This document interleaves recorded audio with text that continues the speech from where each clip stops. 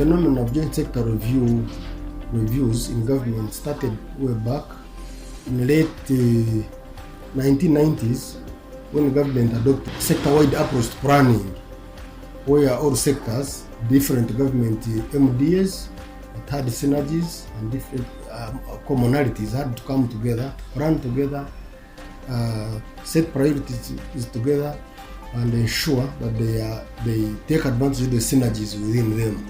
The sector for lands, housing and urban development is basically composed of two major government institutions: Ministry of Lands, Housing and Urban Development, and the Uganda Land Commission. Those are the key coordinating government agencies in the sector, but there are other sectors that have so much interest. As you know, lands is a key factor in production, and all other sectors rely on land for their activities and their strategies and whatever they plan to do. So, and the Ministry of Lands, Housing and Development and the Ugandan Commission are the coordinating agencies for this sector to ensure that it supports other sectors in achieving and delivering their mandates. We haven't been having joint sector reviews. This is actually the third joint sector review we are having in 2019. We had one in 2016. The second one was in 2017, and we are having the third one in 2019. The objectives of joint sector reviews: one is to sit as sectors and different stakeholders, because we invite a spectrum of stakeholders to come together and review what you had previously planned, implementation, what we did, what we didn't do, and why. And then we look at also interventions for the next financial year, ensure that the sector performs and implements its mandate as required. We have so many stakeholders who do a lot in this sector. More especially, like, we have development partners who do support us, and also non-state actors like CSOs, those are civil society organizations who do a lot of work down there. In most cases, we tend to move independent of one another, and what we normally do in such kind of reviews is to bring together our planning, our thinking, our intervention, so that we move as one block. But this is a meeting where we are supposed to do so much engagement with other stakeholders to make sure that we are moving all together.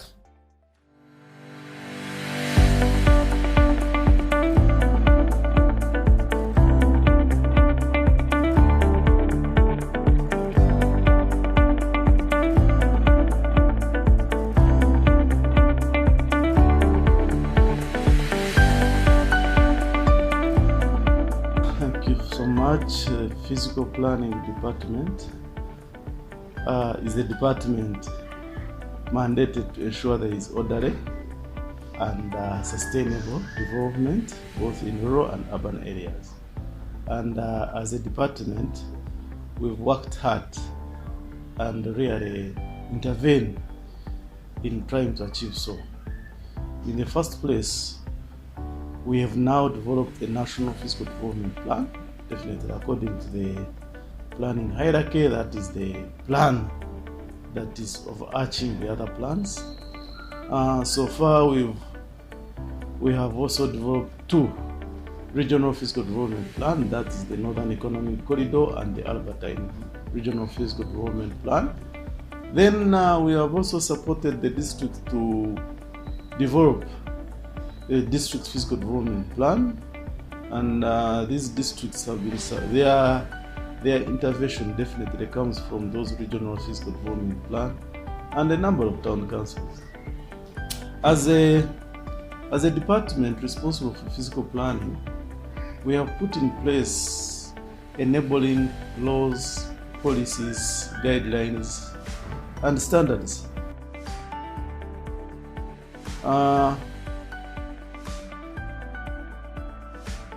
That is very important in a sense that with the operation of fiscal development plans, you need to have a guide.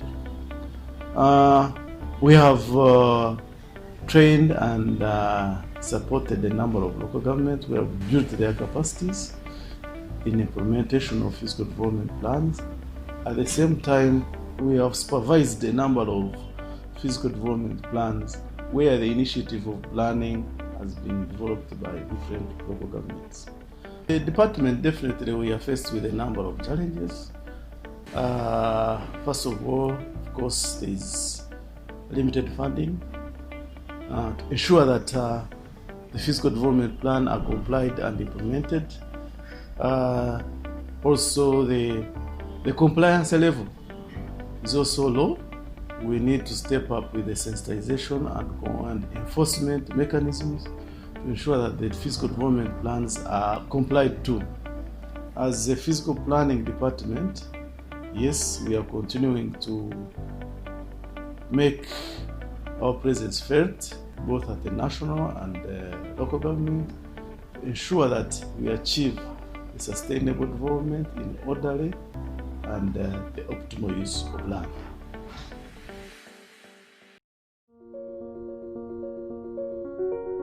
Housing is a very global and cross-cutting segment of the ministry, but basically it provides a framework under which the government can deliver on the housing mandate. And in this respect, at the Housing Directorate, we have a housing policy, the National Housing Policy in place, that is 2016. And we also have the condominium law, which addresses the issues of vertical development and being able to get individual titles even when you are on the 6th, 7th floor of the building. We are also, as a directorate, delivering on several fronts. One of these is the prototype plans. The Directorate has professionals who have come up with specific building plans, which we call prototype plans, across the entire region. And this basically is supposed to intervene in the areas of low-cost housing. Apart from that, we also have the National Slum Upgrading Strategy of 2008. Of course, we have also come up with the Landlord Tenant Bill 2018, which was passed by Parliament, and it is ready for assentment by His Excellency the President. As a directorate, we are also addressing the aspect of housing cooperatives. We do believe that in the delivery of low-cost housing, there's need for people to voluntarily come together, pool resources, and be able to deliver housing. So I have highlighted the National Housing Policy. It is too broad. We need to come up with priorities. Is it slum upgrading? Is it rural housing? We are also working up with other members of the civil society, including Habitat for Humanity, including Shelter and Settlement Alternatives, including Act Together, and all this will be in the house so that we can be able to plan and deliver on better housing in the future. You may ask, which achievements have we had in the housing sector? In terms of publicity, you may know that in partnership with other stakeholders such as NBS, Housing Finance, National Housing, we held the Housing Baraza, where we brought various players to commit themselves on what can be done in the delivery of housing, especially in terms of housing finance, and then the different models that can be delivered to address the housing need or the housing deficit. Additionally, we are looking forward to addressing a number of issues, and for some of our stakeholders who are aware, on 7th October, we held the World Habitat Day, and this is an international day where we bring various players and to review what has happened in the housing sector in the last year, and chart the progress on what is to be done. We are continuing to sensitize the people. We are working and developing the the National Housing Bill, which will say a lot to operationalize the housing policy. We know that that the real estate sector is also very vibrant, and we are working with our stakeholders, including area, to ensure that we bring on board a regulative framework. But before that, of course, we have developed some guidelines, and very soon we shall be in Mbale consulting various stakeholders on this. But what's important is that we call upon all those that have been invited to come to the joint sector review between 6th and the 7th November at the office of the Prime Minister, so that we can plan and deliver together.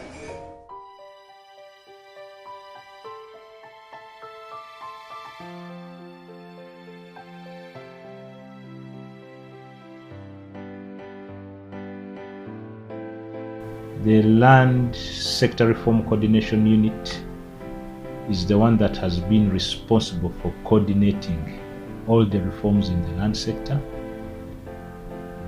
notably of which we now have 21 ministry zonal offices in the whole country. We have set them up, they are operational, save for Moroto, which will soon be staffed, and that will mean that all the 21 ministry zonal offices will be operational. We have also worked on the National Physical Development Plan, and this is the first comprehensive document in respect of physical planning for the whole country. Land is a very crucial factor as far as the livelihood of man is concerned. You get the land issue right, then also the other issues like the economy, like national security, will easily be managed. In this joint sector review, I implore you to look at our achievements and give an input on how else we could have done better than we have so far done. I thank you very much. We, the civil society organizations in Uganda, working on land, having different projects and programs, and interest in ensuring that the land rights of the common people are protected. We are happy to join the Ministry of Lands, Housing and Urban Development for the joint sector review, which is happening this year under the theme of industrialization and job creation through planned land use and energy security. We are proud to be part of this event because it's one way of accounting to the country, the performance in terms of how the ministry worked and other stakeholders have worked in Uganda in ensuring that people use their land in a way that improve their livelihood. We are also interested and commit to also report to the country our contribution as civil society to the sector, what we have done, and we also want to be able to see what the government have also done, and in the end make recommendations that can be helpful in the next financial year. Already we see that the ministry is underfunded when it comes to land. I think it's less than 1% of the national budget. So reviewing the performance, coming up with recommendations, key priorities will help us to work together in ensuring that land rights of people are protected, and also in ensuring that our goal of industrializing and creating jobs is achieved by making sure that the land use and security is protected. With the civil society organizations working in the lands, housing and urban development, we are proud and glad to be part of this third annual joint sector review, reviewing the performance of the lands, housing and urban development sector. We know the joint sector review is an accountability platform. It's a platform to review performance and a platform to set the priorities for the next financial year. We are glad to be contributors to achieving the Vision 2040 of this country.